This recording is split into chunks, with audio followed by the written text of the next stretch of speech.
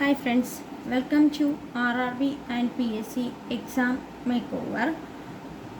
അപ്പോൾ നമ്മളിന്ന് 5th സ്റ്റാൻഡേർഡിലെ ഫസ്റ്റ് ചാപ്റ്റർ GS ജനറൽ സയൻസിൻ്റെ ഫസ്റ്റ് ചാപ്റ്ററാണ് നോക്കുന്നത്.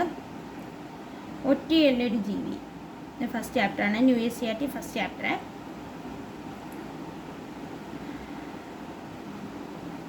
നദീതീരത്തോ കുളക്കരയിലോ ഉള്ള മാളങ്ങളിലാണ് പൊന്മാൻ താമസിക്കുന്നത്. ജലസ്രോതസ്സുകൾക്ക് സമീപം മീൻ പിടിക്കാൻ സൗകര്യമുള്ള സ്ഥലങ്ങളാണ് ഇവ അധികവും താമസത്തിനായി തിരഞ്ഞെടുക്കുന്നത്. അതായത് കുളം, വയൽ അതുപോലുള്ള സ്ഥലങ്ങളിലാണ് കൂടുതൽ ജീവികളുടെ ആവാസ വ്യവസ്ഥയായിട്ട് തിരഞ്ഞെടുക്കുന്നത്. അവർക്ക് അധിവസിക്കാനുള്ള സാഹചര്യം അവിടെയാണ് ഉണ്ടാവുക. അപ്പം അതാണ് നമ്മുടെ ആവാസ വ്യവസ്ഥ എന്ന് പറയുന്നത്, അല്ലേ?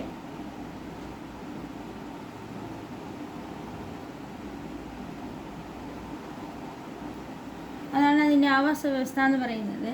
ഇനി നമുക്ക് ഇവരുടെ ആഹാര രീതികളനുസരിച്ച് സസ്യാഹാരം കഴിക്കുന്നവ സസ്യഫുക്കെന്നും മാംസാഹാരം കഴിക്കുന്നവയെ മാംസഫുക്കെന്നും, പിന്നെന്താ, അതായത് സസ്യാഹാരം കഴിക്കുന്നവ ആട്, പശു, മാന്, മുയൽ എന്നിവ സസ്യാഹാരം മാത്രമാണ് കഴിക്കുന്നത്, അല്ലേ? അപ്പോൾ അതിനെ സസ്യഫുക്കെന്ന് വിളിക്കാം.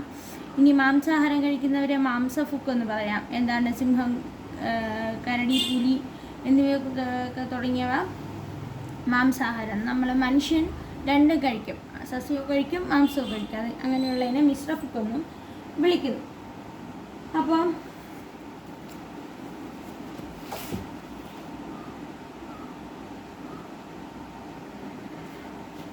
സസ്യഫുക്കുകൾക്ക് ഉദാഹരണമാണ് ഞാൻ പറഞ്ഞത് മാന്, മുയൽ, പശു, ആട് എന്നിവ. മാംസഫുക്കുകൾക്ക് ഉദാഹരണം കടുവ, സിംഹം, പുലി, ചെന്നായ, അതൊക്കെ. മിശ്രാഹാരികൾക്ക് ഉദാഹരണം മനുഷ്യൻ, കോഴി, കാക്ക എന്നിവ. അപ്പം ജീവികൾ തമ്മിലുള്ള പരസ്പര ബന്ധങ്ങൾ മുഖ്യമായത് എന്താണ്? ആഹാരബന്ധങ്ങളാണ്, അല്ലേ? ആഹാരത്തിനായിട്ട് നമ്മൾ ജീവികളൊക്കെ പരസ്പരം ആശ്രയിക്കുന്നുമുണ്ട്. അപ്പോൾ അതിനെയാണ് ആഹാര ശൃംഖല ജാലം എന്ന് പറയുന്നത്. ഓക്കെ, താഴോട്ട് പറയുന്നുണ്ട്, അല്ലേ? ചെറു സസ്യങ്ങളെ ഇവർ ആഹാരമാക്കാറുണ്ട്. ചിത്രത്തിലെ ജീവികൾ ഏതെല്ലാണെന്ന് എഴുതൂ. ഇവയിൽ സസ്യങ്ങൾ ആഹാരമാക്കുന്നത് ചെറുമീനുകളുണ്ട്, പുൽച്ചാടിയുണ്ട്. അങ്ങനെ ചെറുമീനുകളെ ചെറു സസ്യങ്ങൾ ആഹാരമാക്കാറുണ്ട്. ഇനി ചെറുമീനുകളെ ആഹാരമാക്കുന്ന ജീവികളും ഇതിൽ നമുക്ക് കാണാൻ സാധിക്കും. ഓരോ ജീവികളും ഇപ്പോൾ സസ്യത്തിന് ചെറുമീനിന് വലിയ മീൻ അല്ലെങ്കിൽ തവള കഴിക്കും. തവള കൊക്ക് കഴിക്കും. ഇങ്ങനെ വലിയ മീനിനെ കൊക്ക് കഴിക്കാറുണ്ട്. ഇങ്ങനെ ഓരോന്നിനെ ആഹാരമാക്കാം. ആഹാരത്തിനായി ജീവികൾ പരസ്പരം ആശ്രയിക്കുന്നു. ജീവികളുടെ ഈ പരസ്പര ബന്ധമാണ് ആഹാര ശൃംഖലാജാലം. ഈ പരസ്പര ബന്ധം, അല്ലെ, ഒന്നിനെ മറ്റൊന്ന് ആഹാരമാക്കുന്ന ഈ പരസ്പര ബന്ധത്തെയാണ് നമ്മൾ ആഹാര ശൃംഖലാജാലം എന്ന് പറയുന്നത്. മാൻ, മുയൽ, പുൽച്ചാടി തുടങ്ങിയ ജീവികൾ സസ്യങ്ങളെ ആഹാരമാക്കുന്നു. ഇവയെ ആഹാരമാക്കുന്ന മറ്റുള്ള ജീവികളെ കൂടി ഉൾപ്പെടുത്താം. മാനാര്, പുലി, സിംഹം അതുപോലുള്ളത്. മുയലും അതുപോലെ തന്നെയാണ്. പുൽച്ചാടി, തവള. അപ്പോൾ എന്താ പറയുന്നത് ഈ ബോക്സിൽ? ആഹാരത്തിനായി ജീവികൾ പരസ്പരം ആശ്രയിക്കുന്നു. ഈ ജീവികളുടെ പരസ്പരമുള്ള ബന്ധമാണ് നമ്മൾ ഫുഡ് വെബ് അല്ലെങ്കിൽ ആഹാര ശൃംഖല ജാലം എന്ന് പറയുന്നത്. ആഹാരത്തിനായി ജീവികൾ പരസ്പരം ആശ്രയിക്കുന്നു. ജീവികളുടെ പരസ്പര ബന്ധമാണ് ആഹാര ശൃംഖല ജാലം എന്ന് പറയുന്നത്. കടലിനുള്ളിലും ഇങ്ങനെ ആഹാര ശൃംഖല ജാലം വരുന്നുണ്ട്. സ്രാവ്, മത്തി, ചെറുമീനുകൾ, കടലാമ, പ്ലവകങ്ങൾ. കടലിനുള്ളിൽ കാണുന്ന ചെറു സസ്യങ്ങളാണ് പ്ലവകങ്ങൾ എന്ന് പറയുന്നത്.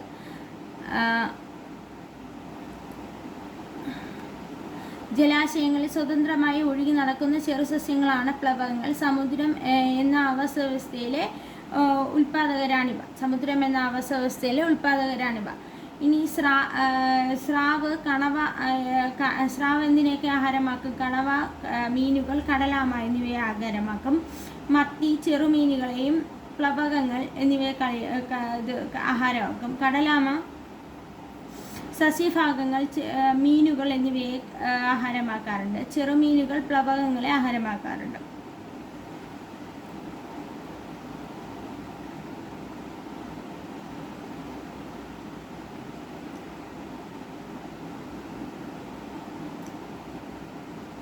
മത്സ്യത്തിന് നിലനിൽക്കാൻ എന്തെല്ലാം ഘടകങ്ങൾ ആവശ്യമാണ്? അപ്പോൾ കുളത്തിലെ മത്സ്യത്തിന് നിലനിൽക്കാൻ എന്തെല്ലാം ആവശ്യമാണ്? ഇനി ആവാസ വ്യവസ്ഥയ്ക്ക് ഉദാഹരണം, ആവാസവ്യവസ്ഥയ്ക്ക് ഉദാഹരണം വയല്, കുളം, പുൽമേടുകൾ, മരുഭൂമി തുടങ്ങിയവയാണ് കേട്ടോ. ഇനി എന്താ? ജൈവവൈവിധ്യ ഉൽപാദനത്തിലെ ജീവികളുടെ നിലനിൽപ്പിന് അനുകൂലമായ സാഹചര്യങ്ങളാണ് സൂര്യപ്രകാശം, ചെടികൾ, ആഹാര സമൃദ്ധി തുടങ്ങിയവ. നിരവധി ജീവികൾക്ക് നിലനിൽപ്പിന് ആവശ്യമായ എല്ലാ ഘടകങ്ങളും, ഒരു ജീവിക്ക് നിലനിൽപ്പിന്, ഇപ്പം മീനാണെങ്കിൽ വെള്ളത്തിലാണ് ജീവിക്കുന്നത് അല്ലേ, അതിൻ്റെ നിലനിൽപ്പിന് ആവശ്യമായ എല്ലാ ഘടകങ്ങളും അടങ്ങിയ ചുറ്റുപാടിനാണ് അതിൻ്റെ ആവാസ വ്യവസ്ഥ എന്ന് പറയുന്നത്. ഓക്കെ, ഒരു ജീവിക്ക് ആവശ്യമായ എല്ലാ നിലനിൽപ്പിന്, അതിൻ്റെ എക്സിസ്റ്റൻസിന് ആവശ്യമായിട്ടുള്ള എല്ലാ ഘടകങ്ങളും അവിടെ നിന്ന് ലഭിക്കുന്നുണ്ടാവാം. അതിനെയാണ് അതിൻ്റെ ആവാസ വ്യവസ്ഥ എന്ന് നമ്മൾ പറയാറ്.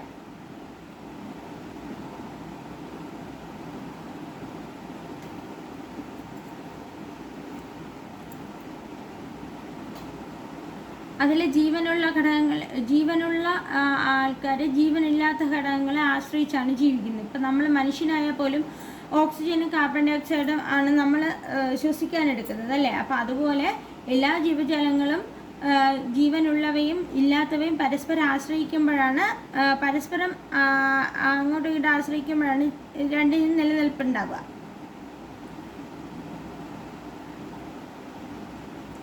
നിരവധി ജീവികൾക്ക് നിലനിൽപ്പിന് ആവശ്യമായ എല്ലാ ഘടകങ്ങളും അടങ്ങിയ ഒരു ചുറ്റുപാടാണ് വയൽ, അതായത് ആവാസം എന്ന് പറയുന്നത്.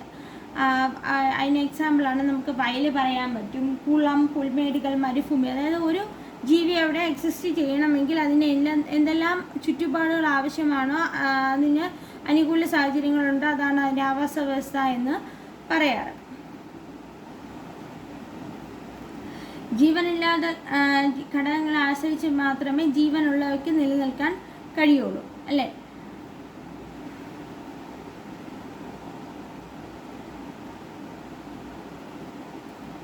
ഓരോ ജീവിക്കും അനുയോജ്യമായ ആവാസമുണ്ട് അല്ലേ. ഓരോ ജീവിക്കും, ഇപ്പോൾ മീനിനെ കൊണ്ട് കരയിലിട്ടാൽ അത് ജീവിക്കില്ല.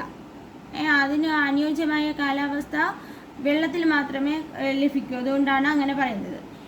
എക്സാമ്പിളായിട്ട് പുൽമേടുകൾ പറയാം, മരുഭൂമി, വയല്, കുളം എന്നിവ നമുക്ക് ആവാസ വ്യവസ്ഥയ്ക്ക് ഉദാഹരണമായിട്ട് പറയാൻ കഴിയും.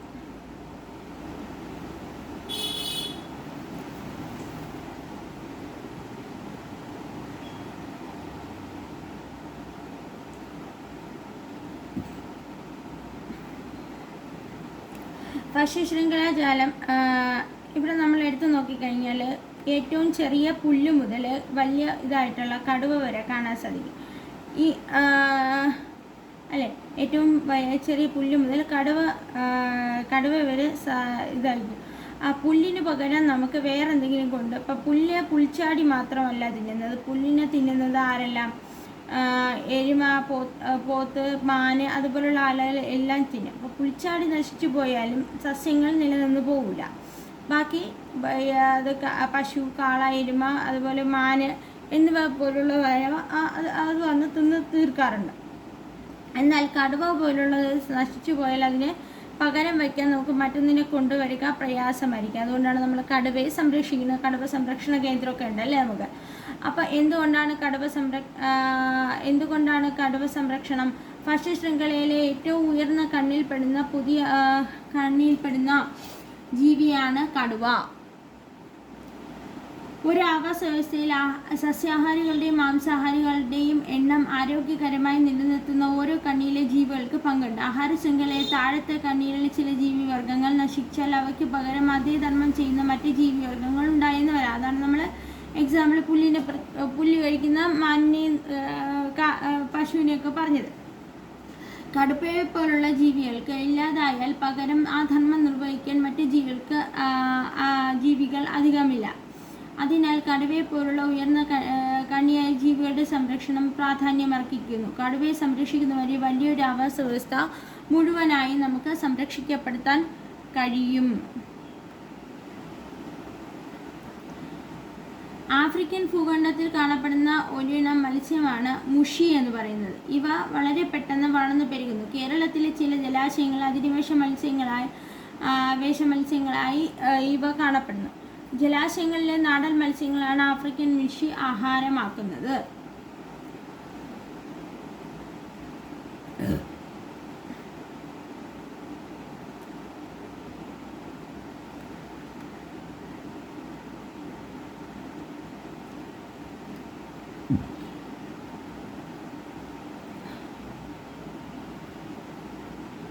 ഇത് കണ്ടോ, ഒരു ആഹാരബന്ധമാണ് ഇവിടെ കൊടുത്തിട്ടുള്ളത്. ഇത് പുൽച്ചാടി തിന്നുന്നു. അതിനെ കോഴി കഴിക്കുന്നു, കോഴിയെ കുറുക്കൻ കഴിക്കുന്നു, കുറുക്കനെ ഈഗിള് കഴിക്കുന്നു. അപ്പോൾ ഇത്തരത്തിലുള്ള കൂടുതൽ ശ്രേണി ആഹാര ശൃംഖലയിലെ ഒരേ ശ്രേണിയുള്ള ആഹാരബന്ധമാണ് ആഹാര ശൃംഖല, ഫുഡ് ചെയിൻ അല്ലേ. ആഹാര ശൃംഖല ജാലത്തിലെ ഒറ്റ ശ്രേണിയുള്ള ആഹാരബന്ധമാണ് എന്തോന്ന്, ഫുഡ് ചെയിൻ എന്ന് പറയുന്നത്.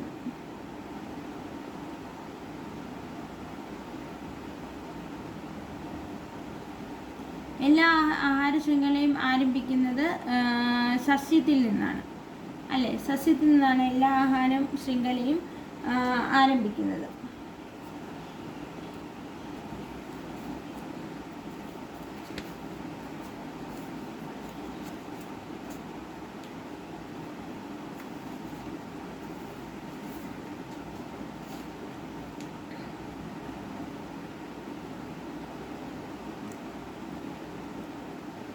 സസ്യങ്ങൾ ആഹാരം നിർമ്മിക്കുന്നതിന് നമ്മൾ പ്രകാശ സംശ്ലേഷണം എന്നാണ് പറയുന്നത്. എന്താണ്, കാർബൺ ഡയോക്സൈഡ്, ജലം എന്നിവ ഉപയോഗിച്ച് സസ്യങ്ങൾ ആഹാരം നിർമ്മിക്കുന്നു.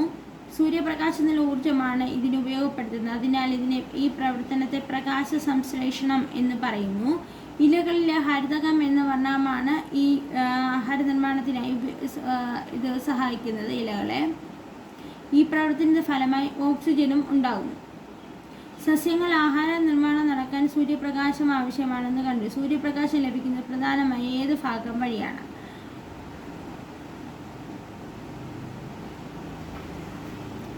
ഈ പരമാവധി സൂര്യപ്രകാശം പതിക്കുന്ന രീതിയിലാണ് സസ്യങ്ങളിലെ ഇലകൾ ക്രമീകരിക്കപ്പെട്ടിരിക്കുന്നത് അല്ലേ. സൂര്യപ്രകാശം ആവശ്യമാണെങ്കിലേ പ്രകാശ സംശ്ലേഷണം അവിടെ സാധ്യമാകൂ.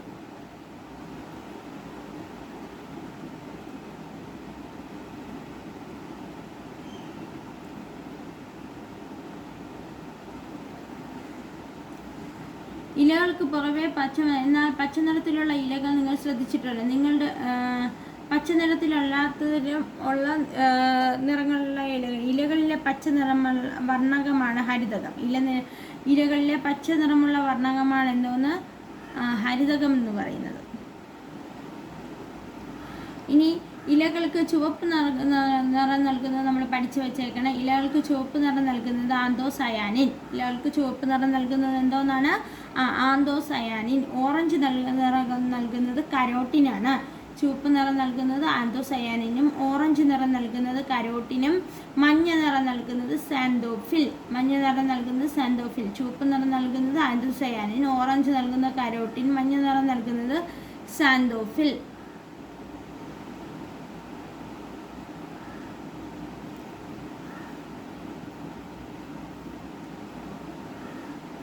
അന്തരീക്ഷത്തിലെ വാതകങ്ങളുടെ അളവാണ് കൂടുതൽ ഈ ചിത്രത്തിൽ കാണിച്ചിരിക്കുന്നത്. ഏറ്റവും കൂടുതലുള്ളത് നൈട്രജൻ, അത് കഴിഞ്ഞാൽ ഓക്സിജൻ, പിന്നെ കാർബൺ ഡൈ ഓക്സൈഡ്, അത് കഴിഞ്ഞാൽ നൈട്രജൻ, അത് കഴിഞ്ഞ് ആർഗൺ, പിന്നെ ഓക്സിജൻ, നൈട്രജൻ, പിന്നെ ഓക്സിജൻ ഉണ്ട്, അത് കഴിഞ്ഞ് ആർഗൺ ഉണ്ട്, പിന്നെ അത് കഴിഞ്ഞാൽ ആണ് കാർബൺ ഡൈ ഓക്സൈഡ് കാണപ്പെടുന്നത്.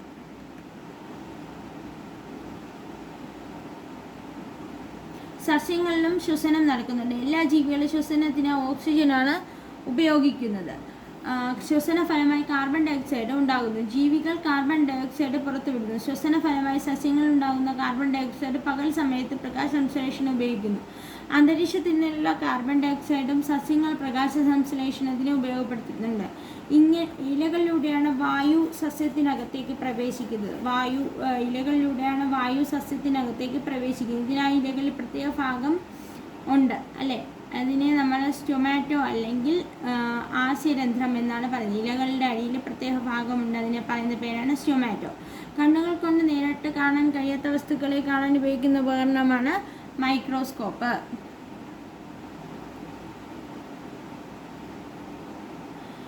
ഇലകളിലുള്ള ഈ സുഷിരങ്ങൾ സ്റ്റൊമാറ്റോ എന്നറിയപ്പെടുന്നു. സ്റ്റൊമാറ്റോ എന്നാണ് അറിയപ്പെടുന്നത്. ഇതിലൂടെയാണ് അന്തരീക്ഷ വായു സസ്യത്തിനകത്തേക്ക് പ്രവേശിക്കുന്നത്. പ്രകാശ സംശ്ലേഷണ ഫലമായി ഉണ്ടാകുന്ന ഓക്സിജൻ പുറന്തള്ളുന്നതും ഈ സുഷിരങ്ങളിലൂടെയാണ്. അപ്പോൾ പ്രകാശ സംശ്ലേഷണ ഫലമായി ഉണ്ടാകുന്ന ഓക്സിജൻ പുറന്തള്ളുന്നതും ഈ സുഷിരങ്ങളിലൂടെയാണ്. ഇലകളിലുള്ള ഈ സുഷിരങ്ങൾ സ്റ്റൊമാറ്റോ എന്നറിയപ്പെടുന്നു. ഇതിലൂടെയാണ് അന്തരീക്ഷ വായു സസ്യത്തിനകത്തേക്ക് പ്രവേശിക്കുന്നത്. പ്രകാശ സംശ്ലേഷണ ഫലമായി ഉണ്ടാകുന്ന ഓക്സിജൻ പുറന്തള്ളുന്നതും ഈ സുഷിരത്തിലൂടെയാണ്.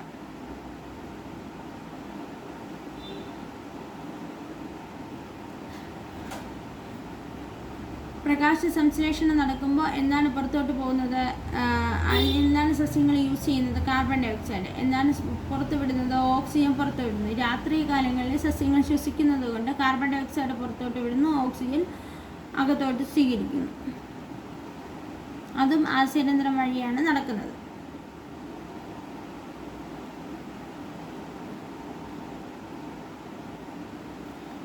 ഇനി ഈ സസ്യങ്ങളിൽ ഓരോ സംഭാഷണം ഇവിടെ കൊടുത്തിട്ടുണ്ട്. ഞാൻ മാവ്, എനിക്ക് വേണ്ട ആഹാരം ഞാൻ സ്വയം നിർമ്മിക്കുന്നു. ഇത് മാവാണ്.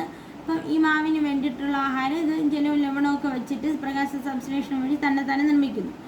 ഞാൻ ഇത്തിൽക്കണ്ണി, ഞാനും സ്വയം ആഹാരം നിർമ്മിക്കുന്നു. പക്ഷെ ജലവും ലവണമൊക്കെ ആരിൽ നിന്ന് ഓസും? നമ്മുടെ മാവിൽ നിന്ന് ഓസിയിട്ട് ബാക്കി കാര്യങ്ങളൊക്കെ കൊണ്ടുവച്ച് ചെയ്തോളൂ. ജലവും ലവണവും ബാക്കി കാര്യങ്ങളൊക്കെ മാവിൽ നിന്ന് ദോശയെടുക്കും. അടുത്തത് മൂടില്ലാത്ത ആളി. ഞാൻ ആഹാരം നിർമ്മിക്കില്ല, എനിക്ക് വേണ്ട പോഷകഘടകങ്ങൾ ഞാൻ ഈ ചെടിയിൽ നിന്ന് വലിച്ചെടുക്കും. മൊത്തത്തിൽ ഓസയാണ്, മാവിന് ഓസിയാണ്. ഈ മൂടില്ലാത്ത ആളി ഫുള്ളായിട്ട് ഓസ് ചെയ്ത് നടക്കും. ഇതിൽക്കണ്ണി ഭാഗികമായിട്ട് ഓസുന്നുള്ളൂ. പാവമാവ് ഉണ്ടാക്കി വയ്ക്കുന്ന ആഹാരങ്ങളൊക്കെ കുറച്ച് ജലവും ലവണമൊക്കെ ഇത്തിൽക്കണ്ടി കൊണ്ടുപോകും. ഫുള്ളായിട്ടുള്ളത് മൂടില്ലാത്താളി കൊണ്ടുപോകും. പിന്നെ അതിന് പുറത്ത് കയറി വസിക്കാൻ വേണ്ടി മാത്രം ഒരാൾ വരും, അതാണ് മരവാഴ. ഞാൻ മരവാഴ, എനിക്ക് വേണ്ട ആഹാരമൊന്നും വേണ്ട, ഞാൻ സ്വയം നിർമ്മിക്കുന്നു. പക്ഷേ എനിക്ക് ഇരിക്കാൻ സ്ഥലം വേണം, അപ്പം മാവിൻ്റെ പുറത്ത് കയറി ഇരുന്നോളും. പിന്നെ ഇത്തിൽക്കണ്ണി ഈ മാവ് ഉണ്ടാക്കി വയ്ക്കാൻ ജലവും ലവണമൊക്കെ വലിച്ചെടുത്ത് സ്വന്തമായിട്ട് ആഹാരം പാകം ചെയ്ത് കഴിച്ചോളും. മൂടില്ലാത്താളി ഫുള്ളായിട്ട് ഓസിയാണ് കഴിയുന്നത്.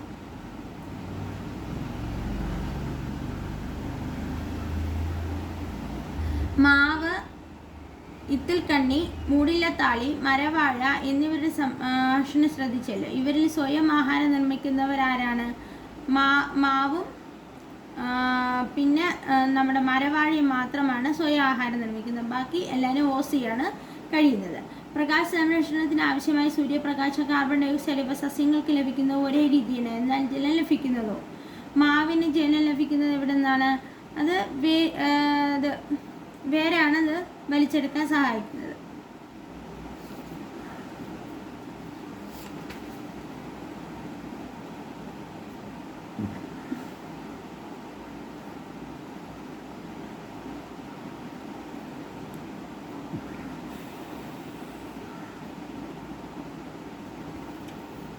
മരവാഴയ്ക്കും ഇത്തിൽക്കണ്ണിക്കോ? മരവാഴ അന്തരീക്ഷത്തിൽ നിന്ന് ഈർപ്പം വലിച്ചെടുക്കാൻ മരവാഴയെ സഹായിക്കുന്നത് തടിച്ച വേരുകളാണ്. മരവാഴയ്ക്ക് തടിച്ച വേരുകളുണ്ട്. അപ്പം അന്തരീക്ഷത്തിൽ നിന്നും വേരുകൾ, മരവാഴയ്ക്ക് 2 തരം വേരുകളുണ്ട്. ഒരു തടിച്ച വേരുകളുണ്ട്. ഈ അന്തരീക്ഷത്തിൽ നിന്നും വെള്ളം വലിച്ചെടുക്കാൻ മരവാഴയെ സഹായിക്കും. ചെറിയ വേരുകൾ മരവാഴ ഈ കാണുന്ന ചെറിയ വേരുകളുണ്ട്. 2 തരം വേരുകളുണ്ട്. ഇതിന് തടിച്ച വേരുകളുണ്ട്. അത് ഈർപ്പവും വായുവും അന്തരീക്ഷത്തിൽ നിന്ന് ഈർപ്പം വലിച്ചെടുക്കാൻ മരവാഴയെ സഹായിക്കുന്നു. തടിച്ച വേരുകൾ. ചെറിയ വേരുകൾ മരത്തിൽ പറ്റിപ്പിടിച്ച് ഇരിക്കാൻ സഹായിക്കുന്നു. അപ്പം ഇവിടെ കൊടുത്തിട്ടുണ്ട്. ചെറിയ വേരുകൾ മരവാഴയെ മരത്തിൽ പറ്റിപ്പിടിച്ച് വളരാൻ സഹായിക്കുന്നു. കട്ടികൂടിയ വേരുകൾ അന്തരീക്ഷത്തിൽ നിന്ന് ഈർപ്പം വലിച്ചെടുക്കുകയാണ് ചെയ്യുന്നത്.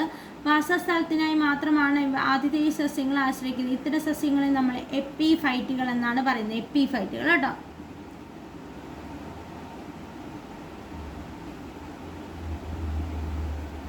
എപ്പിഫൈറ്റുകൾ ആതിഥേയ സസ്യത്തിന് ദോഷം ഉണ്ടാക്കാറില്ല.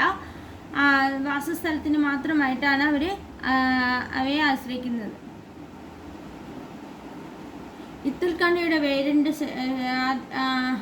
ചിത്രം ശ്രദ്ധിക്കുക. കണ്ടോ, ഇത് അന്തരീക്ഷത്തിലേക്കാണ് വളർന്നിരിക്കുന്നത് അല്ലേ. ഈ വേരുകൾ ഇങ്ങനെ വളർന്നിരിക്കുന്നത് കൊണ്ട് ആതിഥേയ സസ്യത്തിലേക്കാണ് ഇത്തിൽക്കണ്ണിയുടെ വേരുകൾ വളർന്നിരിക്കുന്നത്. ആതിഥേയ സസ്യത്തിൽ ജലവും ലവണവും വലിച്ചെടുത്ത് ഇത്തിൽക്കണ്ണിക്ക് സ്വയം ആഹാരം നിർമ്മിക്കുന്നത്. അതിനാൽ ഇത്തിൽക്കണ്ണിയെ പോലുള്ള സസ്യങ്ങൾ നമ്മൾ അർദ്ധപരാതങ്ങൾ എന്നാണ് പറയുന്നത്. അർദ്ധപരാതങ്ങൾ.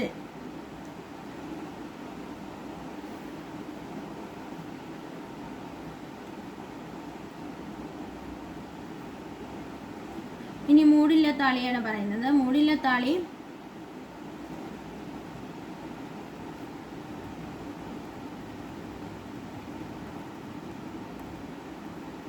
ആതിഥേയ സസ്യത്തിൽ നിന്ന് പോഷകഘടകങ്ങൾ വലിച്ചെടുക്കാൻ കഴിയുന്ന വേരുകളാണ് ഇവയ്ക്ക് ഉള്ളത്. പോഷകഘടകങ്ങൾ വലിച്ചെടുക്കാൻ പറ്റുന്ന വേരുകളാണ് ഇവയ്ക്കുള്ളത്. കണ്ടല്ലോ വേരിൻ്റെ പ്രത്യേകത. ആതിഥേയ സസ്യത്തിൽ നിന്ന് തന്നെയാണ് ഇവ വേര് വെച്ചിട്ട് ഫുള്ള് ആഹാര സാധനം വലിച്ചെടുക്കുന്നത്. പോഷകഘടകങ്ങൾ വലിച്ചെടുക്കുന്ന മൂടില്ലത്താളി പോലുള്ള സസ്യങ്ങളെ പൂർണ്ണപരാതം എന്ന് പറയുന്നു. നമ്മൾ 3 പഠിച്ചു. എപ്പിഫൈറ്റുകൾക്ക് ഉദാഹരണമാണ് മരവാഴ. അർദ്ധപരാതങ്ങൾക്ക് ഉദാഹരണമാണ് ഇത്തിൽക്കണ്ണി. പൂർണ്ണപരാതങ്ങൾക്ക് ഉദാഹരണമാണ് മൂടില്ലത്താളി.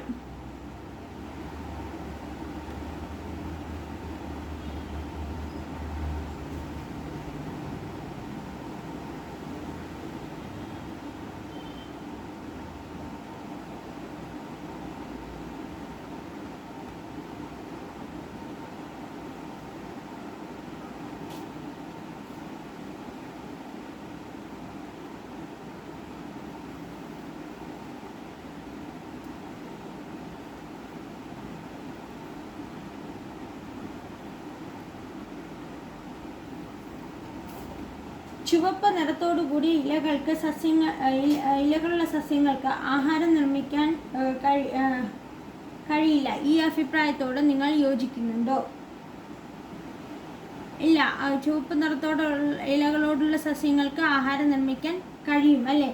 ക്ലോറോഫിൽ എന്ന വർണ്ണകമുള്ളതിനാൽ അവയ്ക്ക് പ്രകാശ സംശ്ലേഷണം നടത്താൻ കഴിയും. ക്ലോറോഫിൽ എന്നുള്ളതുകൊണ്ട് അവർക്ക് ആഹാരം നിർമ്മിക്കാൻ കഴിയും.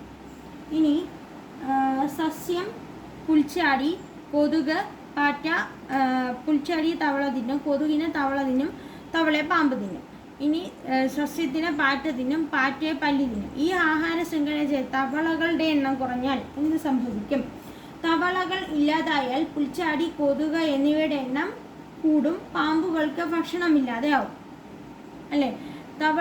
തവളകളുടെ എണ്ണം കൂടി തവളകളുടെ എണ്ണം കുറഞ്ഞാൽ എന്ത് സംഭവിക്കും?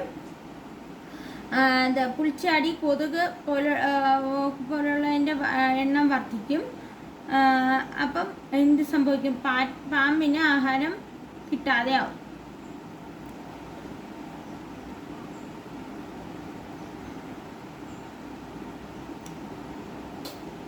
ചിത്രം നിരീക്ഷിച്ച് സസ്യങ്ങളിൽ നടക്കുന്ന വാതക വിനിമയ ഘട്ടങ്ങൾ പൂർത്തിയാക്കാൻ പറഞ്ഞിട്ടുണ്ട്. അന്തരീക്ഷ വായു സസ്യത്തിനകത്ത് പ്രവേശിക്കുന്നു.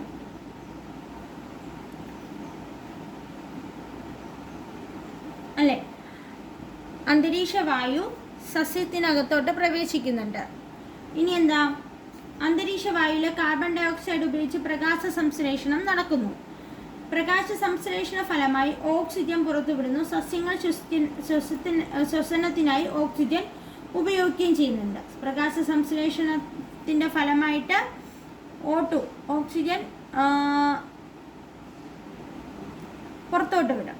ഇനി പ്രകാശ സംശ്ലേഷണത്തിൻ്റെ ഫലമായിട്ട് ഓക്സിജൻ പുറത്തോട്ട് വരും. ഇനി ഇവരെ രാത്രി സൃഷ്ടിക്കാറുണ്ട്. അപ്പം ഓക്സിജൻ വീണ്ടും യൂസ് ചെയ്തിട്ട് കാർബൺ ഡൈ ഓക്സൈഡ് പുറത്തുവിടാനും ചെയ്യുന്നുണ്ട്.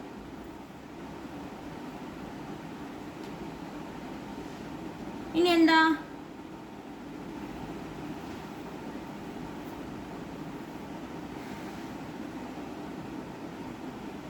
ഇനി അടുത്ത ചാപ്റ്ററാണ് വ്യാധികൾ പടരാതിരിക്കാൻ.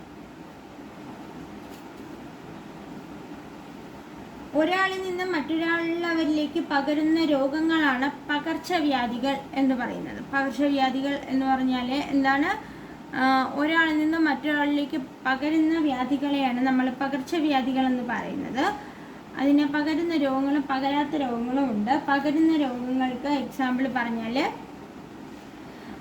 പകരുന്ന രോഗങ്ങൾ ഡെങ്കിപ്പനി, മഞ്ഞപ്പിത്തം, ചിക്കുൻ ഗുനിയ, കോളറ, ടൈഫോയിഡ്. ഇതിൻ്റെ PDF നോട്ട്സ് ഞാൻ ടെലഗ്രാമിൽ ഇടാം കേട്ടോ, ഇട്ട് തരാവേ. എന്തൊക്കെയാണ്? ചിക്കൻ ബോക്സ് പറയാം, ഡെങ്കിപ്പനി, മഞ്ഞപ്പിത്തം, ചിക്കൻ ഗുനിയ, കോളറ, ടൈഫോയിഡ്. നിങ്ങൾ PSC ജനറൽ ബാച്ച് എന്ന് പറഞ്ഞൊരു ടെലഗ്രാം ചാനൽ ഉണ്ടാവും. PSC ജനറൽ ബാച്ച് എന്ന് പറഞ്ഞ് ടെലഗ്രാം ചാനൽ ഉണ്ടാകും. ഈ ദിവസത്തെ ക്ലാസ് കൂടെ നിങ്ങൾക്ക് ഇതിനകത്ത് ഫ്രീ ആയിട്ട് ലഭിക്കും. ഈ ക്ലാസ് നിങ്ങൾക്ക് ഇഷ്ടപ്പെട്ടിട്ടുണ്ട്, തുടർന്ന് കാണണം എന്നുണ്ടെങ്കിൽ ഈ ഗ്രൂപ്പിൽ ജോയിൻ ചെയ്യാൻ വേണ്ടി 500 രൂപ ഗൂഗിൾ പേ ചെയ്യണം. ഞാൻ നമ്പർ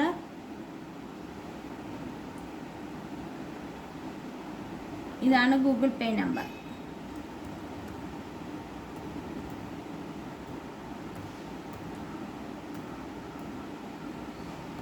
ഇതാണ് GPay നമ്പർ. നിങ്ങൾക്ക് ഇതിൽ 500 രൂപ GPay ചെയ്ത് ജോയിൻ ചെയ്യാവുന്നതാണ്. ഈ ക്ലാസ്സിൻ്റെ PDF ലഭിക്കാനായി നിങ്ങളെ PSC ജനറൽ ബാച്ച് എന്ന് പറഞ്ഞ ടെലഗ്രാം ഗ്രൂപ്പിൽ ജോയിൻ ചെയ്യുക. PSC ജനറൽ ബാച്ച് എന്നാണ് ടെലഗ്രാം ചാനലിൻ്റെ പേര്. അതിൽ ജോയിൻ ചെയ്യുക. ബാക്കി കൂടുതൽ ഡീറ്റെയിൽസ് അറിയണമെങ്കിൽ ഈ നമ്പറിൽ ബന്ധപ്പെടുക. 500 രൂപയാണ് ഫീസ്. ഈ വരാൻ പോകുന്ന 10th ലെവൽ എല്ലാ എക്സാമിൻ്റെയും ക്ലാസ് നിങ്ങൾക്ക് ഒറ്റ തവണ 500 രൂപ അടച്ചാൽ ലഭിക്കുന്നതായിരിക്കും. നമുക്ക് ക്ലാസ്സിലോട്ട് കണ്ടിന്യൂ ചെയ്തു പോകാം. ചിക്കൻ ബോക്സ്, ഡെങ്കിപ്പനി, മഞ്ഞപ്പിത്തം, ചിക്കുൻ ഗുനിയ, കോളറ, ടൈഫോയിഡ്, ക്ഷയം, മീസിൽസ്, ചെങ്കണ്ണ്, എലിപ്പനി, മലേറിയ, എയ്ഡ്സ് എന്നിവ പകരുന്ന രോഗങ്ങളാണ്. ഒന്നുകൂടി പറയാം.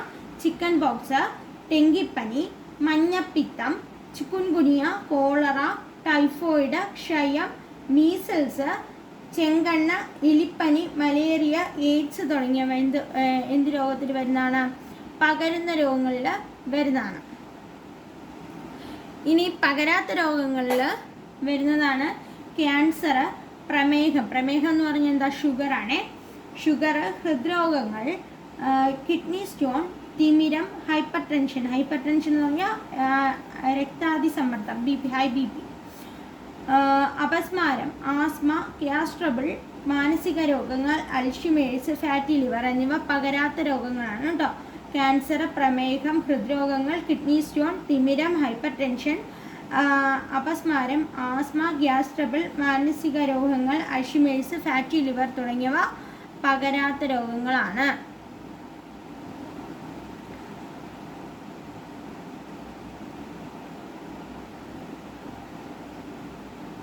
ഒരാളിൽ നിന്ന് മറ്റൊരാളിലേക്ക് പകരുന്ന രോഗങ്ങളാണ് പകർച്ചവ്യാധികൾ അഥവാ കമ്മ്യൂണിക്കേറ്റബിൾ ഡിസീസ് എന്ന് പറയാറുണ്ട്. ഓക്കെ, പകർച്ചവ്യാധികൾ അഥവാ കമ്മ്യൂണിക്കേറ്റബിൾ ഡിസീസസ്. മഹാമാരികൾ എന്താ? പകർച്ചവ്യാധികൾ മറ്റു രാജ്യങ്ങളിലേക്കോ ഭൂഖണ്ഡങ്ങളിലേക്കോ വ്യാപിക്കുകയും നിരവധി ആളുകളെ അത് ബാധിക്കുകയും ചെയ്താൽ അതിനെ മഹാമാരി അല്ലെങ്കിൽ പാൻഡമിക് എന്ന് പറയുന്നു. നമ്മൾ അതിജീവിച്ച ചില മഹാമാരികൾ ഏതൊക്കെയാ? വസൂരി, ക്ഷയം, പ്ലേഗ്, COVID-19. വസൂരി, ക്ഷയം, പ്ലേഗ്, COVID-19. രോഗമുള്ള ഒരാളുമായി ഇടപഴകുമ്പോൾ നമുക്കും രോഗം വരാനുള്ള സാധ്യതയില്ല. പകർച്ചവ്യാധികൾ കാരണമാകുന്നത് എന്തായിരിക്കാം? പകർച്ചവ്യാധികൾക്ക് കാരണമാകുന്നത് എന്താണ്?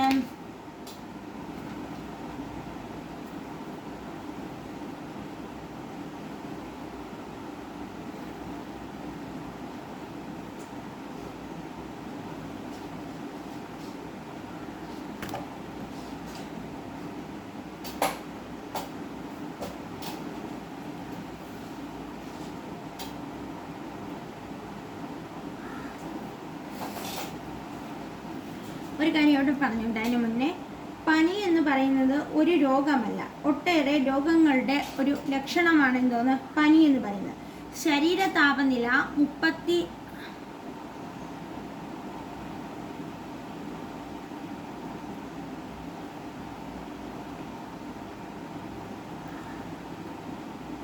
ശരീര താപനില എന്ന് പറയുന്നത് 36.8 ഡിഗ്രി 36.8 ഡിഗ്രിക്ക് കൂടുതലായാലാണ് പനി എന്ന അവസ്ഥ നമുക്ക് പറയാൻ പറ്റുക.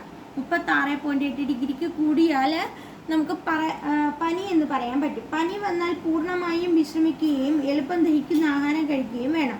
ധാരാളം വെള്ളം കുടിക്കുകയും വേണം. കണ്ണുകൊണ്ട് നേരിട്ട് കാണാൻ സാധിക്കാത്ത സൂക്ഷ്മജീവികളായ ബാക്ടീരിയ, വൈറസ്, ഫംഗസ് തുടങ്ങിയവയാണ് മിക്ക പകർച്ചവ്യാധികൾക്കും കാരണമാകുന്നത്. രോഗങ്ങൾക്ക് കാരണമാകുന്നതിനാൽ ഇവയെ രോഗകാരികൾ എന്ന് പറയുന്നു. കണ്ടല്ലോ, കണ്ണുകൊണ്ട് നേരിട്ട് കാണാൻ സാധിക്കാത്ത സൂക്ഷ്മജീവികളായ ബാക്ടീരിയ, ഫംഗസ്, വൈറസ്, കണ്ണുകൊണ്ട് നേരിട്ട് കാണാൻ സാധിക്കാത്ത സൂക്ഷ്മജീവികളായ ബാക്ടീരിയ, ഫംഗസ് തുടങ്ങിയവയൊക്കെയാണ് മിക്ക പകർച്ചവ്യാധികൾക്കും കാരണമാകുന്നത്. രോഗങ്ങൾക്ക് കാരണമാകുന്നതിനാൽ ഇവയെ നമുക്ക് രോഗകാരികൾ എന്ന് പറയാം. രോഗകാരികളെന്ന് പറയാൻ സാധിക്കും.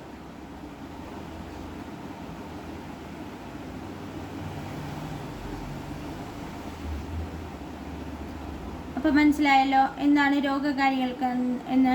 കണ്ണുകൊണ്ട് നേരിട്ട് കാണാൻ സാധിക്കാത്ത സൂക്ഷ്മജീവികളായ ഫംഗസ്, വൈറസ്, ബാക്ടീരിയ തുടങ്ങിയ മിക്ക പകർച്ചവ്യാധികൾക്ക് കാരണമാകുന്നത്. രോഗങ്ങൾക്ക് കാരണമായ ഇവയെ രോഗകാരികൾ എന്നാണ് നമ്മൾ പറയുന്നത്.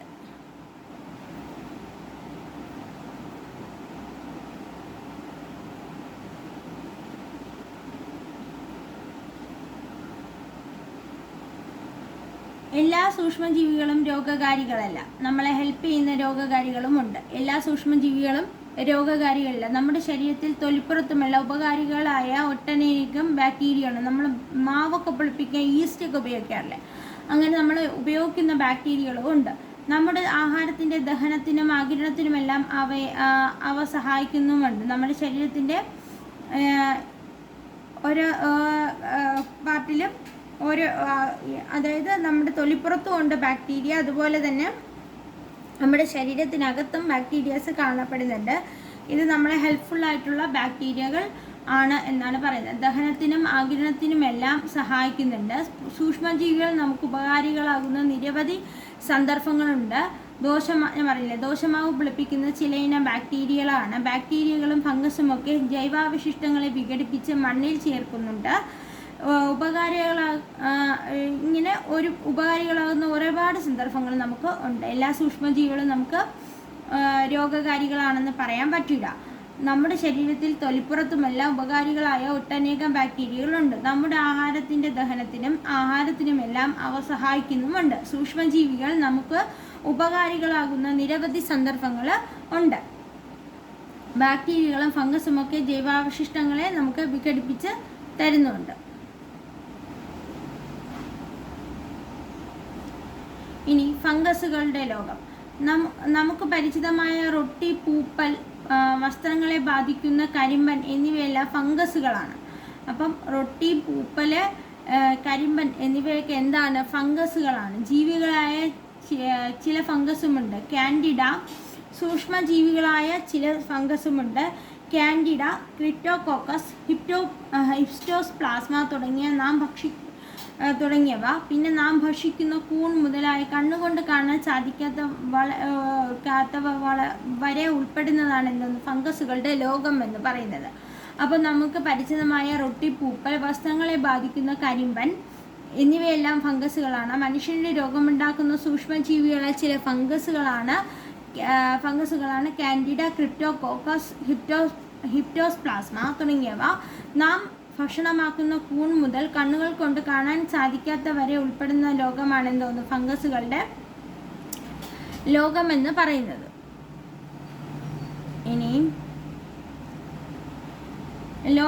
രോഗങ്ങൾ ഏതൊക്കെ വഴിയാണ് നമുക്ക് പടരുന്നത്?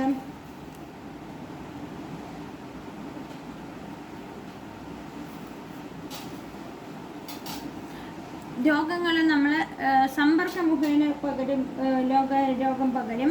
അതുപോലെ മണ്ണിലൂടെ പകരും, രോഗാണുവാഹകരിലൂടെ പകരും. രോഗാണുവാഹകരിലൂടെ അല്ലാതെ മണ്ണിലൂടെ, വായുവിലൂടെ, ജലത്തിലൂടെ, ഭക്ഷണത്തിലൂടെ എന്നിവ വഴിയും നമുക്ക് പകരും. ഈച്ച മുഖേന, കൊതുക് മുഖേന, സമ്പർക്ക മുഖേന, മണ്ണിലൂടെ, വായുവിലൂടെ, ജലത്തിലൂടെ, ആഹാരത്തിലൂടെയൊക്കെ നമുക്ക് എന്ത് ചെയ്യും, രോഗങ്ങൾ പകരാൻ സാധ്യതയുണ്ട്.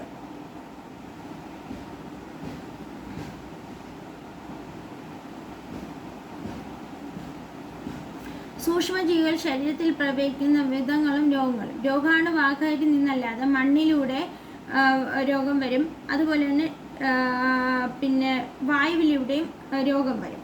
മണ്ണിലൂടെ വരുന്നതാണ് വിരശല്യം, ടെറ്റനസ്. എന്തൊക്കെയാണ്? വിരശല്യം, ടെറ്റനസ് എന്നിവ മണ്ണിലൂടെ വരുന്നതാണ് വിരശല്യം, ടെറ്റനസ്.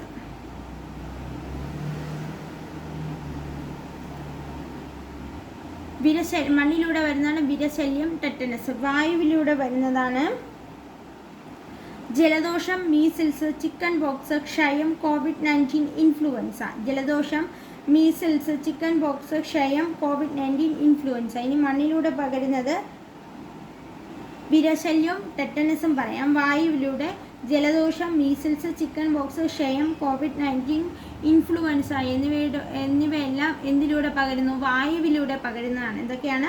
ജലദോഷം, മീസിൽസ്, ചിക്കൻ പോക്സ്, ക്ഷയം, COVID-19, ഇൻഫ്ലുവൻസ എന്നിവ എന്തിലൂടെ പകരുന്നതാണ്? വായുവിലൂടെ പകരുന്നതാണ്. മണ്ണിലൂടെ പകരുന്നത് ടെറ്റനസ്, വിരശല്യവും. രോഗാണുവാഹകരിൽ നിന്ന് നമുക്ക് രോഗാണുവാഹകർ ഏതൊക്കെ? നമ്മുടെ വൈറസ്, ഫംഗസ്, അങ്ങനെ.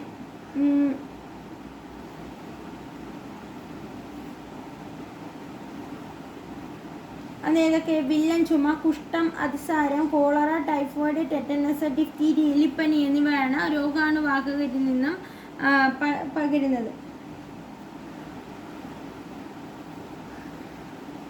അത് ഡെങ്കിപ്പനി, മലമ്പനി, ചിക്കൻ ഗുനിയ, മന്ത് എന്നിവയൊക്കെ കൊതുകിലൂടെ പകരുന്നത്. ഇനി ഈച്ച മുഖേന പകരുന്നത് കോളറയും വയറിളക്കവും. ഇനി രോഗാണുവാഹകർ മനുഷ്യന്മാരിലൂടെ ബാക്കിയുള്ളവർക്ക് പകരുന്നുണ്ട്. ഞാൻ ഈ ടേബിൾ ഒന്നുകൂടെ പറഞ്ഞു തരാം നിങ്ങൾക്ക്. മണ്ണിലൂടെ രോഗങ്ങൾ മനുഷ്യന്മാരിലോട്ട് പകരുന്നുണ്ട്. അതാണ് ടെറ്റനസ്, വിരശല്യവും ടെറ്റനസും.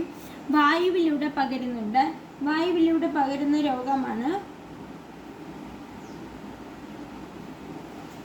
ജലദോഷം, മീസിൽസ്, ചിക്കൻ പോക്സ്, ക്ഷയം, COVID-19, ഇൻഫ്ലുവൻസ തുടങ്ങിയവ. ഇനി രോഗാണുവാഹകരിൽ നിന്നായിട്ടുള്ള കൊതുകിൽ നിന്നുള്ളത് ഡെങ്കിപ്പനി, മന്ത്, ചിക്കൻ ഗുനിയ, കൊതുക്. ഇവിടെ കൊതുക് നിന്നും വരുന്ന രോഗമാണ് ഡെങ്കിപ്പനി, ചിക്കൻ ഗുനിയ, മന്ത്, മലേറിയ, മഞ്ഞപ്പിത്തം തുടങ്ങിയവ.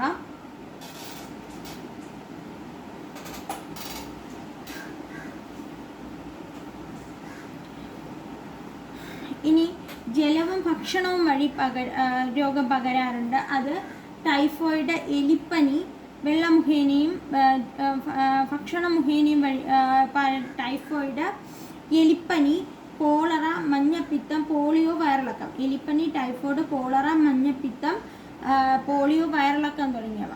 ഇനി ഇവിടെ മനുഷ്യർ വഴി പകരുന്നുണ്ട്. കുഷ്ഠം, ചെങ്കണ്ണ്, എയ്ഡ്സ്. കുഷ്ഠം, ചെങ്കണ്ണ്, എയ്ഡ്സ് തുടങ്ങിയവ മനുഷ്യ വഴിയാണ് പകരുന്നത്. ഇനി പക്ഷികൾ വഴി പക്ഷിപ്പനി, ഹിപ്സ്റ്റോപ്ലാസ്മോസിസ്. എന്താണ് പക്ഷിപ്പനി? ഹിസ്റ്റോപ്ലാസ്മോസിസ്,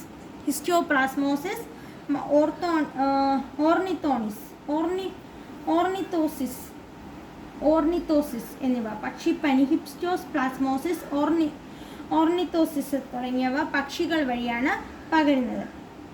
അപ്പം മനുഷ്യർ മുഖേന എയ്ഡ്സ്, ചെങ്കണ്ണ്, കുഷ്ഠം തുടങ്ങിയവ. ഇനി പക്ഷികൾ മുഖേന പകരുന്നത് പക്ഷിപ്പനി, ഹിപ്സ്റ്റോപ്ലാസ്മോസിസ്, ഓർണിത്തോണിസ് തുടങ്ങിയവയാണ് പക്ഷികൾ വഴി പകരുന്നത്.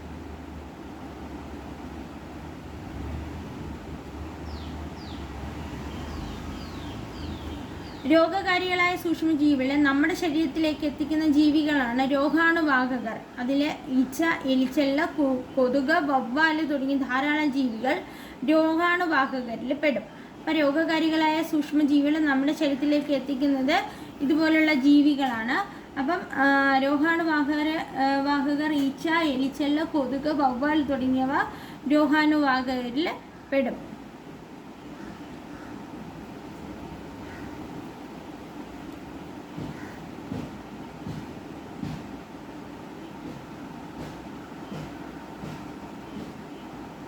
എന്തൊക്കെയാണ് രോഗാണുവാഹകർ? ഈച്ച, കൊതുക്, എലി. ഇനി ഈച്ച പരത്തുന്ന രോഗങ്ങൾ ഏതൊക്കെയാണ്? Typhoid, dysentery, cholera. ഏതൊക്കെയാണ്? Typhoid, dysentery, cholera. ഈച്ച പരത്തുന്ന രോഗങ്ങൾ ഏതൊക്കെ? Typhoid, dysentery, cholera. എൻ്റെ ഒപ്പം പറയണേ, അല്ലെങ്കിൽ പഠിക്കാൻ പറ്റൂല. Typhoid, dysentery, cholera. ഇനി ഈച്ച പരത്തുന്ന രോഗങ്ങളാണ് കേട്ടോ. Typhoid, dysentery, cholera. ഇനി കൊതുക് പരത്തുന്ന രോഗങ്ങൾ ഏതൊക്കെ? ഡെങ്കിപ്പനി, മന്ത്, ചിക്കൻ ഗുനിയ, മലേറിയ, മഞ്ഞപ്പനി. ഡെങ്കിപ്പനി, മഞ്ഞപ്പനി, മന്ത്, ചിക്കൻ ഗുനിയ, മലേറിയ, സിക്കപ്പനി. മിക്ക പനികളും പരത്തുന്നത് ആര് തന്നെയാണ്? കൊതുക് തന്നെയാണ്. എലി ലെപ്റ്റോസ്പൈറോസിസ്, പ്ലേഗ്, ടൈഫസ്. എലിച്ചെള്ളൊക്കെ ഉണ്ട്, എലി ഉണ്ട്, എലിച്ചെള്ളുണ്ട്. അതൊക്കെ പരത്തുന്ന രോഗങ്ങളാണ് leptospirosis, plague, typhus. Leptospirosis, plague, typhus. പെരുകുന്ന സാഹചര്യങ്ങളൊക്കെ നമുക്ക് അറിയാവുന്ന സാഹചര്യങ്ങൾ തന്നെയാണ്.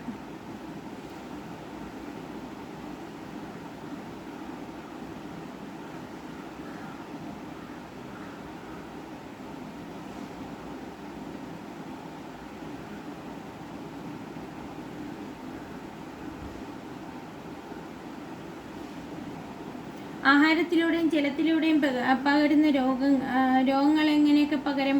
ആഹാരത്തിലൂടെയും ജലത്തിലൂടെയും രോഗങ്ങൾ വരാതിരിക്കാൻ എന്തൊക്കെ? പഴങ്ങളും പച്ചക്കറികളും കഴുകി ഉപയോഗിക്കുക, ഭക്ഷണ സാധനങ്ങൾ അടച്ചു സൂക്ഷിക്കുക, തിളപ്പിച്ചാറിയ വെള്ളം കുടിക്കുക. വായുവിലൂടെയും സമ്പർക്കത്തിലൂടെയും പകരുന്ന രോഗങ്ങൾ: രോഗിയുമായുള്ള സമ്പർക്കം ഒഴിവാക്കുക, രോഗിയുടെ തൂവാല, വസ്ത്രങ്ങൾ മുതലായവ ഉപയോഗിക്കാതിരിക്കുക, മാസ്ക് ഉപയോഗിക്കുക, വ്യക്തി ശുചിത്വം പാലിക്കുക. മണ്ണിലൂടെയും മലിനജലത്തിലും പകരുന്ന ചെരുപ്പ് ഉപയോഗിക്കുക, ശരീരത്തിലെ മുറിവുകൾ മലിനജലവുമായി സമ്പർക്കത്തിൽ വരാതെ സൂക്ഷിക്കുക, മണ്ണും ചെളിയും പുരണ്ട കാലുകൾ സോപ്പിട്ട് കഴുകുക.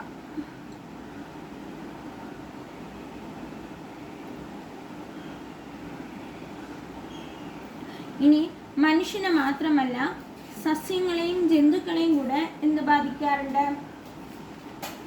രോഗങ്ങളും ബാധിക്കാറുണ്ട്. അപ്പോൾ സസ്യങ്ങളെ നമുക്കത് ജന്തുക്കളെ ബാധിക്കുന്ന രോഗങ്ങൾ നോക്കാം. പക്ഷിപ്പനി, പശു, ആട് എന്നിവയ്ക്ക് ആന്ത്രാക്സ്. പശു, ആട് എന്നിവയ്ക്ക് എന്താണ്? ആന്ത്രാക്സ്. നായ, പൂച്ച, പേവിഷബാധ. കന്നുകാലികൾക്ക് കുളമ്പ് രോഗം. എന്താണ് പറഞ്ഞത്?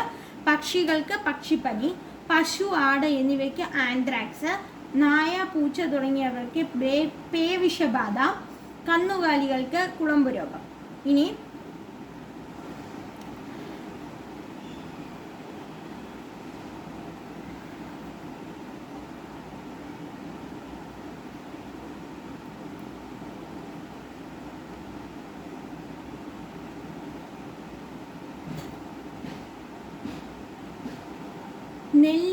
നെല്ലിലെ തവിട്ടിലപ്പുള്ളി രോഗം വരും. നെല്ലിനെ ബാധിക്കുന്ന രോഗമാണ് തവിട്ടിലപ്പുള്ളി. പയറിലെ മൊസൈക്ക് രോഗം, തെങ്ങിലെ കൂമ്പ് ചീയൽ. നെല്ലിലെ തവിട്ടിലപ്പുള്ളി രോഗം, പയറിലെ മൊസൈക്ക് രോഗം, തെങ്ങിലെ കൂമ്പ് ചീയൽ.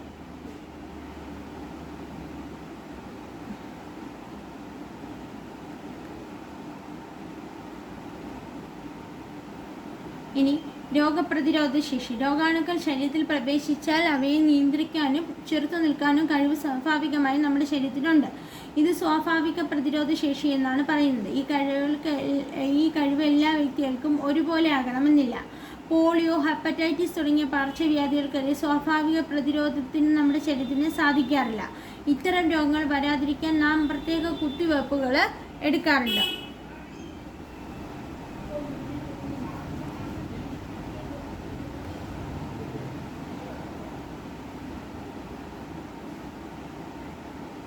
ഇവിടെ ഒരു വാക്സിനേഷൻ ചാർട്ട് കൊടുത്തിട്ടുണ്ട്. ഇത് നിർബന്ധമായിട്ട് നമ്മൾ പഠിച്ചു വെച്ചേക്കണം. BCG, bacillus Calmette Guerin. BCG എന്താണ്? Bacillus Calmette Guerin. OPV, oral polio vaccine. Hepatitis B, hep B എന്ന് പറഞ്ഞാൽ ഹെപ്പറ്റൈറ്റിസ് ബി എന്നാണ്. FIPV എന്ന് പറഞ്ഞാൽ പോളിയോ വാക്സിൻ, ഫ്രാക്ഷണൽ ഡോസാണ്. RVV എന്ന് പറഞ്ഞാൽ റോട്ടോ വൈറസ് വാക്സിൻ.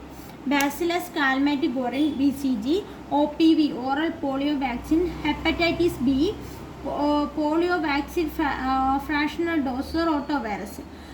ജനന സമയത്ത് തന്നെ കൊടുക്കേണ്ടതാണ് OPV അല്ലെങ്കിൽ BCG. ഹെപ്പറ്റൈറ്റിസ് ബി എന്ന് പറയുന്നത് OPV, BCG, ഹെപ്പറ്റൈറ്റിസ് ബി. ഇനി 6 ആഴ്ച കഴിയുമ്പോൾ OPV 1, RVV 1, പെൻഡാവാലൻ്റ് 1, FIPV 1,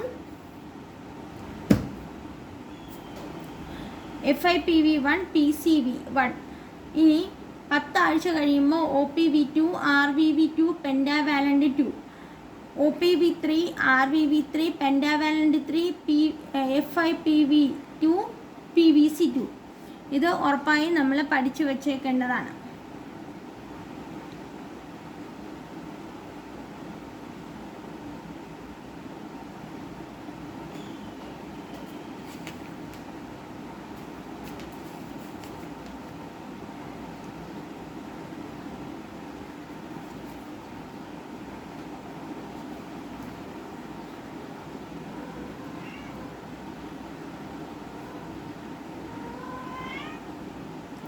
ഇനി PCV എന്ന് പറഞ്ഞാൽ എന്താണ്? PCV എന്ന് പറഞ്ഞാൽ pneumococcal conjugate vaccination. Pneumococcal conjugate vaccination എന്നാണ് PCVയുടെ ഫുൾ ഫോം. MR എന്ന് പറഞ്ഞാൽ മീസിൽസ് റുബല്ല വാക്സിൻ.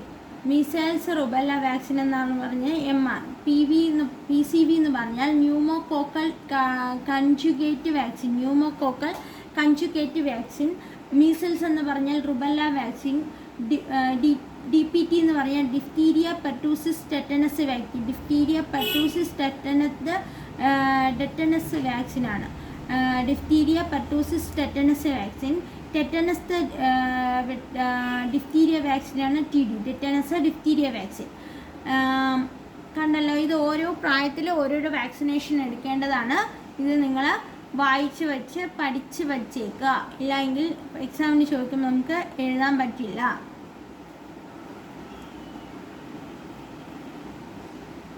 ഓക്കെ, ഇത്രയാണ് ഇന്നത്തെ ക്ലാസ്. നിങ്ങൾക്ക് ഈ ക്ലാസ് ഇഷ്ടപ്പെട്ടു എന്ന് കരുതുന്നു. നിങ്ങൾക്ക് ഇഷ്ടപ്പെട്ടാൽ ഈ ചാനൽ സബ്സ്ക്രൈബ് ചെയ്യുക, മറ്റുള്ളവർക്ക് ഷെയർ ചെയ്ത് കൊടുക്കുക. ചാനലിൻ്റെ പേരറിയാലോ, RRB and PSC exam make over. നിങ്ങൾക്ക് ജോയിൻ ചെയ്യാൻ താല്പര്യമുണ്ടെങ്കിൽ ഈ നമ്പറുമായിട്ട് ബന്ധപ്പെടുക. 99 46 37 89 37. ഫീസ് എന്ന് പറയുന്നത് 500 രൂപ മാത്രമാണ്. Okay friends, thank you.